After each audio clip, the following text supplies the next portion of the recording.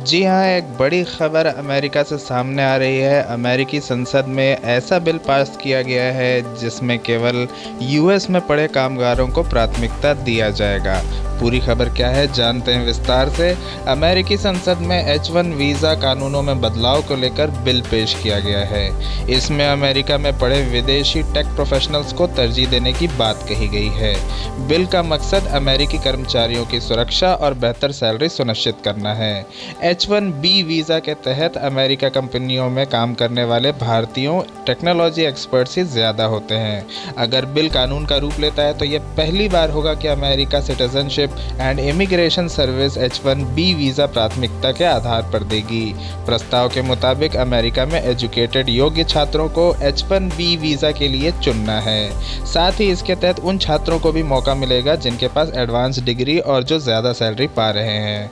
अब जानते हैं आइए कि इस बिल के पीछे की मंशा क्या है। इसके तहत H1B या L1 वीज़ा धारकों को अमेरिकी कर्मचारियों की जगह लेने से रोकना है।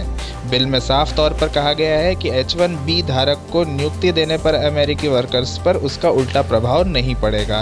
विशेष रूप से बिल 50 से ज़्यादा कर्मचारियों वाली ऐसी कंपनियों को प्रतिबंधित करेगा जिनमें कम से कम आधे H1B या L1 वीज़ा धारक हैं। साथ ही वे कंपनियां जो अतिरिक्त H1B कर्मचारियों को काम पर रखती हैं। सेनेटर ग्रेसली ने कहा है कि ये दुर्भाग्यपूर्ण है कि कुछ कंपनियां हमारी बनाई नीतियों के आधार पर कम तनख्वाह पर कर्मचारियों को भर्ती करती है, जिससे अमेरिकियों को नुकसान हो रहा है।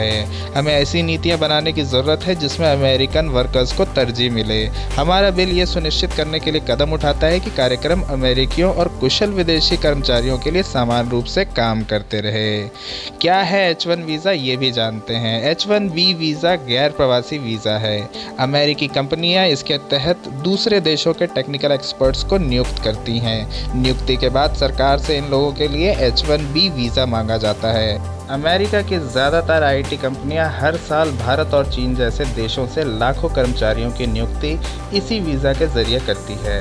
आपको बता दें कि H1 वीज़ा के सबसे बड़े लाभार्थी भारतीय ही हैं, जिनको आने वाले समय में सबसे ज़्यादा नुकसान होने की संभावना है।